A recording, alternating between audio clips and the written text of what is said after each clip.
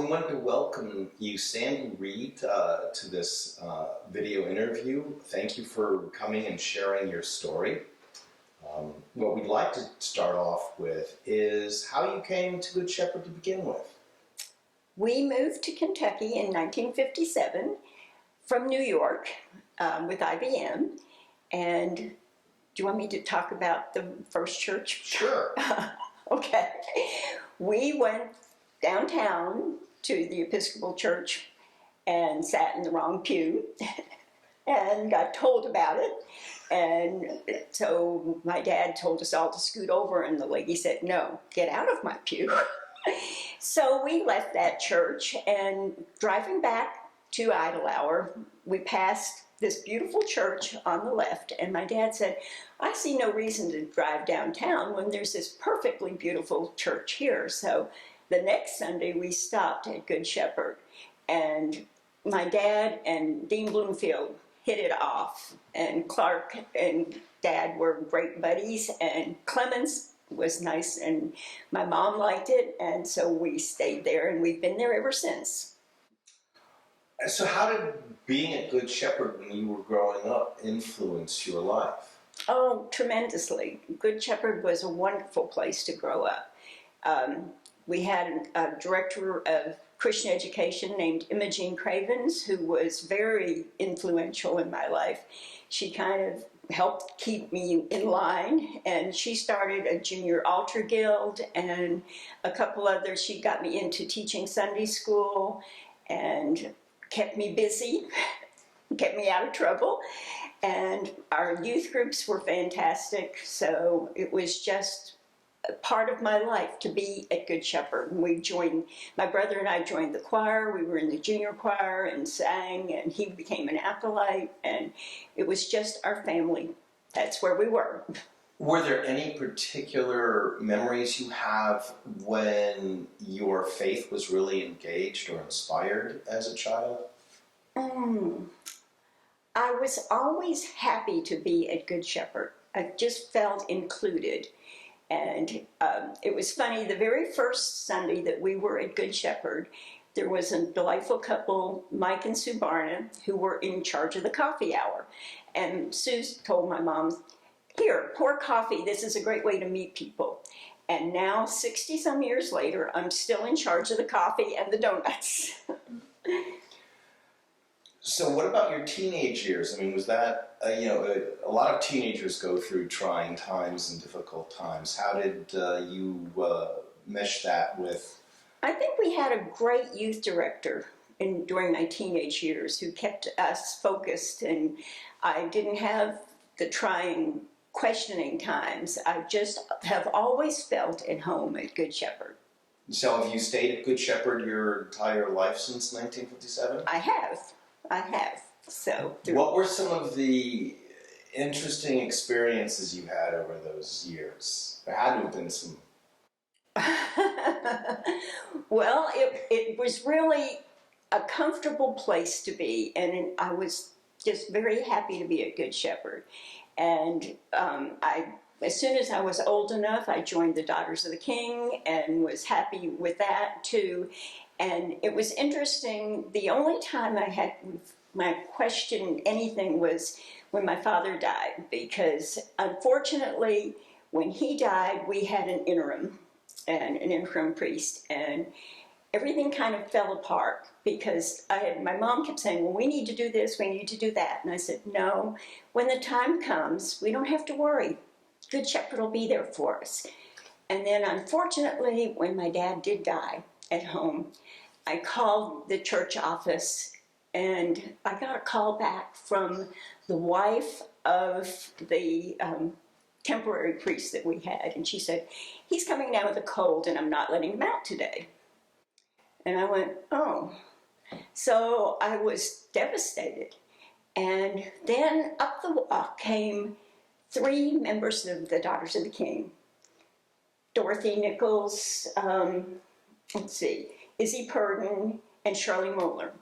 And when they came in the house, they said, "What's wrong?" And I went, "Well, this is what's happened." And they went, "Where's the phone?" So At that time, we didn't have cell phones.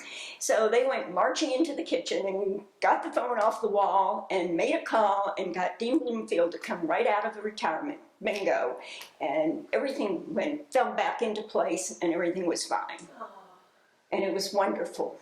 I mean, as wonderful as that can be.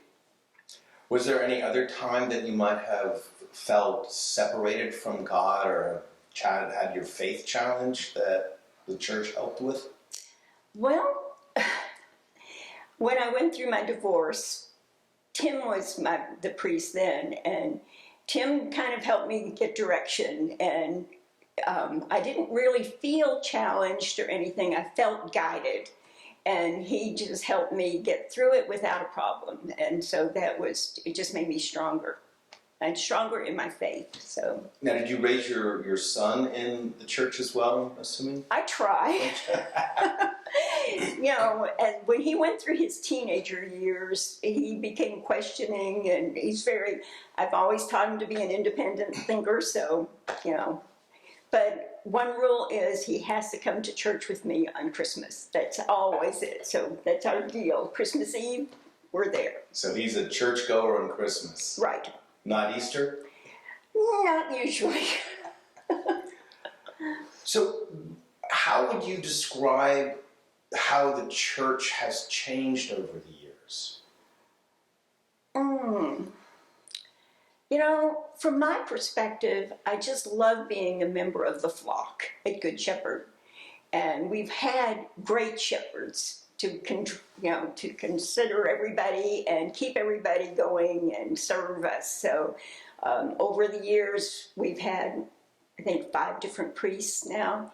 And they've all been wonderful and caring in their own way. And it's been wonderful to do that. And they actually, you find that you go to church for the refreshing part. And each week I go and I get back into controls to face the next week.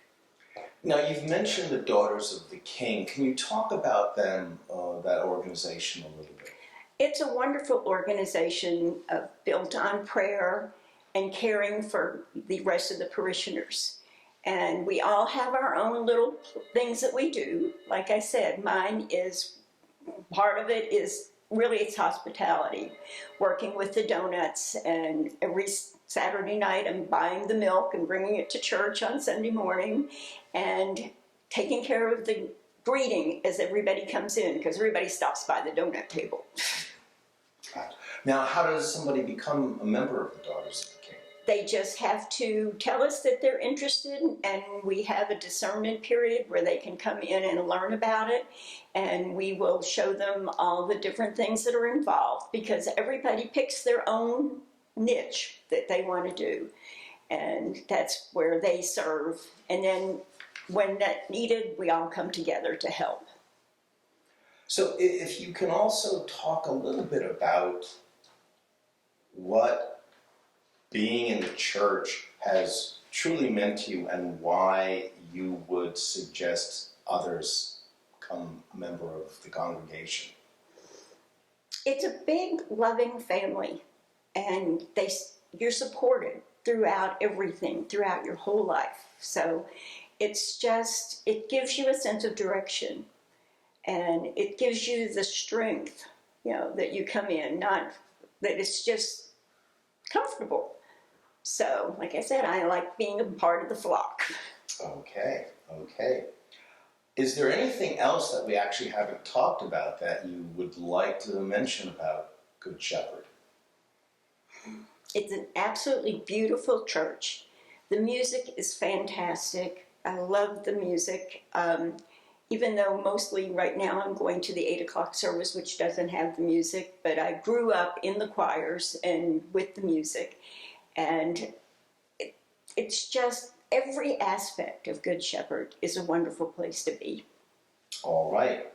Well, Cindy, thank you so much for being with us today.